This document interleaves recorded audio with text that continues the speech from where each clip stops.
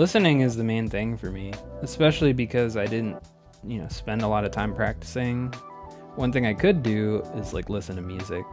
So I've always thought of both listening and writing as equally valid forms of practice on par with playing your instrument, because it's all exercising different aspects of your musicality. Listening is probably honestly the biggest thing, because if you have no idea what you want to be doing, then it's really hard to get any results. But by listening, you get in developing your own opinions about what appeals to you and what doesn't. You're able to further develop your own idea of what you want to be doing and what you want to sound like and the type of music that you want to be playing. So listening can only help with all of that. I don't think there's ever a period where that someone is doing too much listening, because it's something that you can always be doing and you can always be engaging with in different ways. Like I was saying before, even putting music on in the background is beneficial.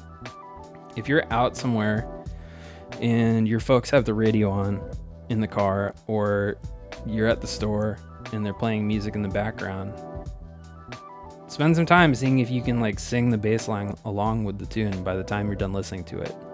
Or if you can sing the melody by the time you're done listening to it. Stuff like that is equally as useful as any amount of playing scales or long tones or that. Because it's developing your awareness for what's happening. And we talk about that a lot with jazz musicians, but that's such a big part of any music. Be able to hear song structure form, in song form, be able to hear typical harmonic movements, that gives you this ability to feel comfortable even if you don't know what's going on. Listening is so important. It's the most important, honestly, because it translates to everything else that you can do, and it helps you formulate your own goals and your own idea of what it is you want to be doing.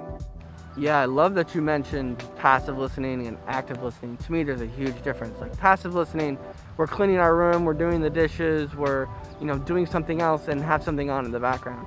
But to me, active listening, sitting down at your desk, sitting down in bed, and only listening, to me, you can glean so many things from that recording. And actually something I learned recently from a friend is targeted listening, where you're gonna listen to the track 8 times in a row, and you're gonna listen to a different instrument every single time. You're gonna listen to everything that the bass does. You're gonna listen to everything that the snare does. You're gonna listen to everything that the bass drum does. You're gonna listen to everything from from every single instrument to really target, okay, now here are all these individual puzzle pieces, and then going back and listening and seeing how it all comes together. And so to me, all of that is important. We learn things from all 3 of those things, from passive, from active, from targeted. But to me, it is important to kind of set aside that targeted and that active listening to really understand kind of what's going on the record, and to really absorb the information. Sometimes I put on music to sing along with, to listen to all the parts, to analyze what's going on. And sometimes for me, most of the time when it's in the background, it's because it's a mood. My passive listening is more mood-based, where active listening, I think I'm more trying to analyze what each piece of the puzzle is doing that is exciting and lighting up all the sensors in my brain that's this is awesome. So listening to music has always become a very special thing to me, and I can't do it and talk to people. I want to listen and I want to completely absorb what's going on. Kind of put myself as a fly on the wall in the room. So I need quiet, I need to be comfortable. If I'm passively listening to the same record every day, I'll probably end up knowing it and not knowing I know it. I zoom in and zoom out. I think as a drummer, I listen to the drums a lot, and then I try to think of composer ears, what's making this song good? Was this written down? Listening for fun is the best way to start out. Just find stuff that you enjoy listening to, no matter the style, no matter the genre.